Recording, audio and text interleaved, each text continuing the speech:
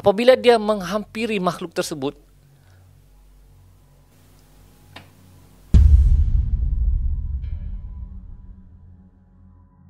baiklah, video kali ini saya akan ceritakan tentang hantu air. Tunggu selepas ini. Assalamualaikum warahmatullahi wabarakatuh dan salam sejahtera. Selamat datang ke channel Arif Bosku.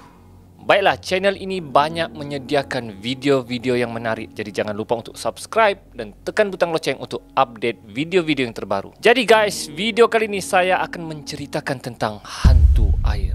Baiklah, cerita ini adalah cerita dari ayah saya tentang rakan dia yang telah diganggu oleh hantu air ketika memancing.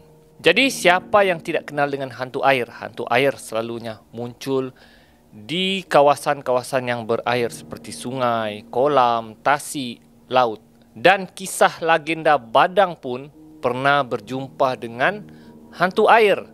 Dan dia telah menangkap hantu air ketika hantu air cuba makan hasil tangkapan ikannya. Dan Badang menjadi kuat disebabkan makan muntah hantu air.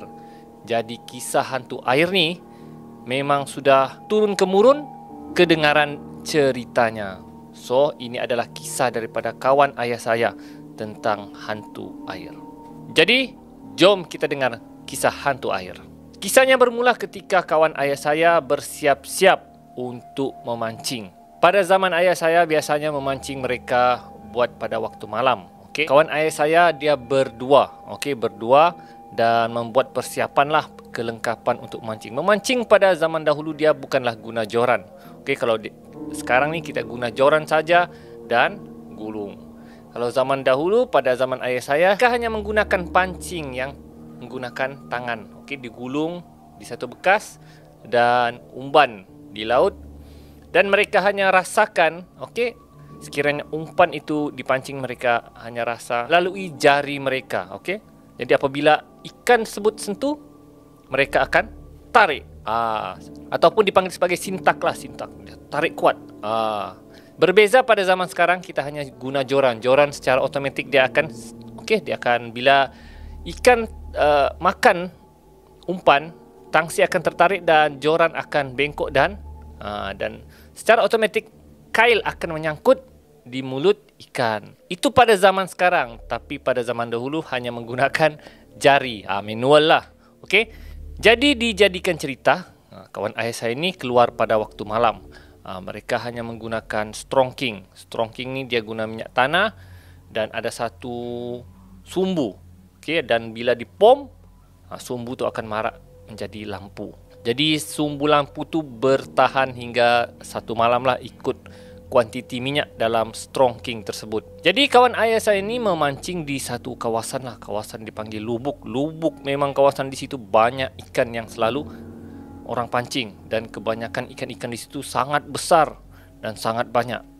Namun pada malam tersebut, air di kawasan tempat kawan ayah saya mancing tu tenang. Tenang, tidak ada ombak, Kawan ayah saya pun heran, kenapa keadaan menjadi tenang, sunyi dan tidak seperti hari-hari yang lain. Namun kawan ayah saya berfikiran positif. Mungkin pada waktu tersebut memang tidak ada angin dan tidak ada ombak. Namun apabila mereka memancing, sampai berjam-jam lamanya, satu ikan pun mereka tidak dapat tangkap. Hingga kan kawan ayah saya tersebut, mereka ada dua orang, yang seorang itu sampai tertidur menunggu ikan, tidak dapat juga. Jadi kawan ayah saya seorang ni, dia masih setia menunggu ikan dan dia berasa pelik kerana suasana pada malam tersebut agak berbeza dengan malam-malam yang lain. Dan dia berasa pelik kenapa mereka belum dapat satu ekor ikan pun lagi. Jadi apabila mereka tunggu sampai kawan dia tertidur, tiba-tiba dia ternampak ada satu makhluk sedang berenang di tengah laut. Jadi dia pelik lah, apakah benda tersebut? Kebiasaannya kalau ikan lari di kawasan tersebut biasanya penyu lah, penyu ataupun ada ikan besar lain yang mengganggu ikan-ikan kawasan tersebut. Jadi dia cuba mengetahui apakah benda tersebut. Jadi dia pun dayung dayung menuju ke tempat makhluk tersebut. Makhluk tersebut tidak bergerak, dia hanya stay di situ saja. Okey. Dan apabila dia menghampiri makhluk tersebut,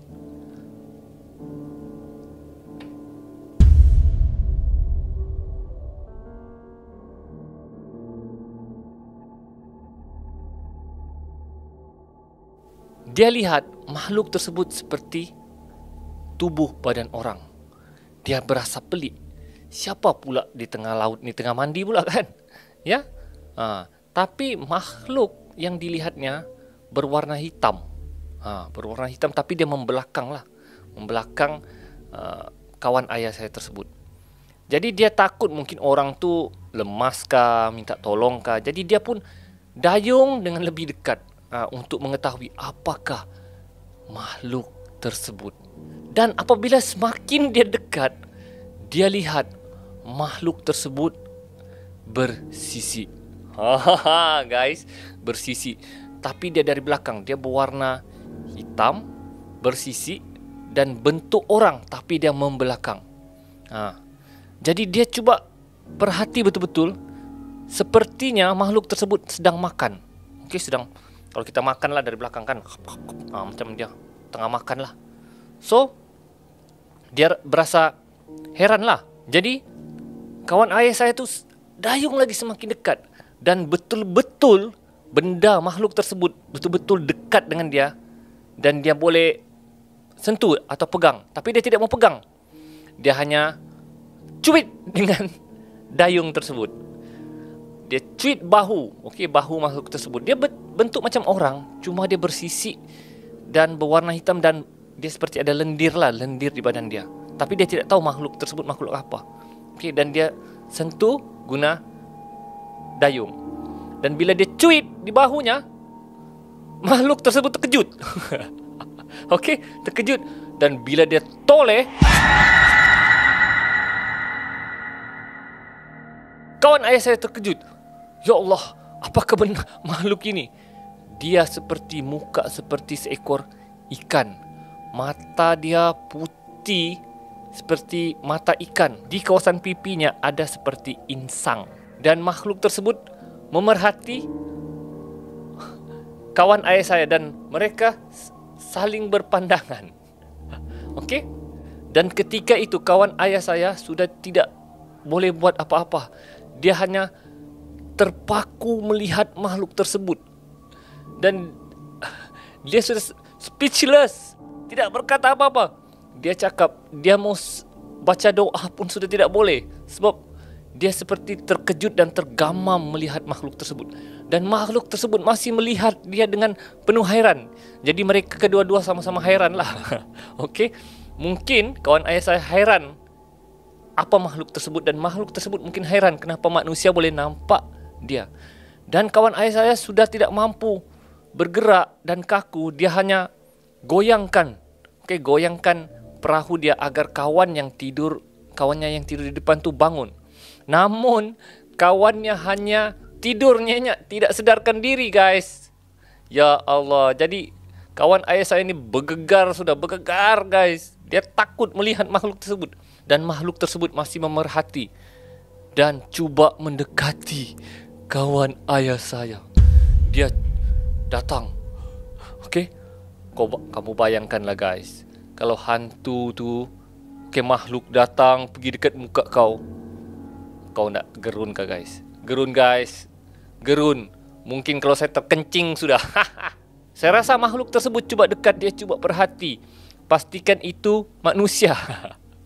Bukan sama golongan dengan mereka. Jadi makhluk tersebut dekat, rapat. Okey? Dan kawan ayah saya sudah tidak boleh buat apa-apa.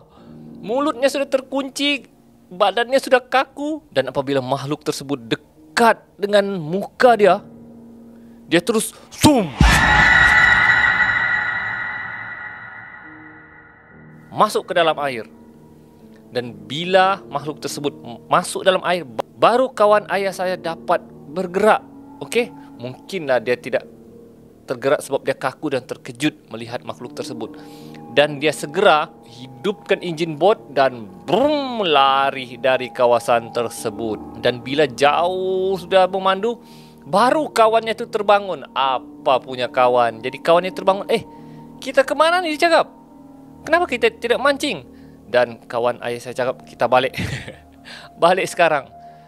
Dia tidak ceritakan lagi kepada rakan dia. Mereka terus balik. Mereka balik dengan tangan kosong, tidak ada apa-apa. Hinggalah sampai ke jeti, barulah kawan ayah saya menceritakan dengan rakannya yang tertidur tadi. Dan kawannya terkejut. Dan berita tersebut heboh di kampung ayah saya. Dan selepas itu, semua kawan-kawan ayah saya termasuk ayah saya berhati-hati sudah ketika memancing.